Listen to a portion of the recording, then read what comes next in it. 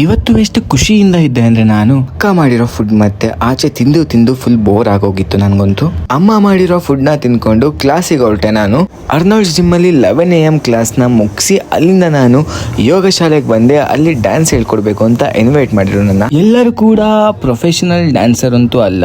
So ನಾನು ಹೇಳ್ಕೊಟ್ಟಿರೋ dance ನ ಎಷ್ಟು ಚೆನ್ನಾಗಿ ಕಲ್ತ್ಕೊಂಡು ಎಷ್ಟು ಸಿನ್ಸಿಯರ್ ಆಗಿ ಡ್ಯಾನ್ಸ್ ನ ಮಾಡಿದ್ರು ಅಂದ್ರೆ ನನಗಂತೂ ತುಂಬಾ ಖುಷಿ ಆಯ್ತು. ಹಾಗೆ ಕೂಡ ಅವರ ರಿವ್ಯೂ ಕೂಡ ತುಂಬ ಚೆನ್ನಾಗಿತ್ತು, ತುಂಬ ಫ್ಲೆಕ್ಸಿಬಲ್ ಆಗಿದ್ರು.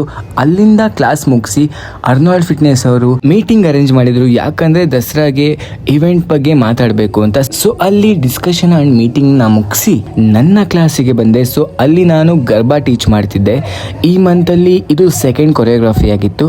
ಸೊ ಇವತ್ತು ಸ್ಟಾರ್ಟ್ ಮಾಡಿದೆ, ಬಟ್ ತುಂಬ ಚೆನ್ನಾಗಿ ಮಾಡ್ತಾಯಿದ್ರು. ಸೊ ಅಲ್ಲಿಂದ ನಾನು ನನ್ನ ಸ್ಟೂಡೆಂಟ್ ಮನೆಯಲ್ಲಿ ಸತ್ಯನಾರಾಯಣ ಪೂಜೆ ಮಾಡಿದ್ರು. ಸೊ ಅಲ್ಲಿಗೆ ಹೋಗಿ ಪೂಜೆನ ಅಟೆಂಡ್ ಮಾಡಿಕೊಂಡು ಪ್ರಸಾದನ ತಗೊಂಡು ಅಲ್ಲಿಂದ ನಾನು ಸ್ಟ್ರೈಟ್ ಆಗಿ ಅಕ್ಕನ್ ಪಿಕ್ ಮಾಡಕ್ ಬಂದೆ.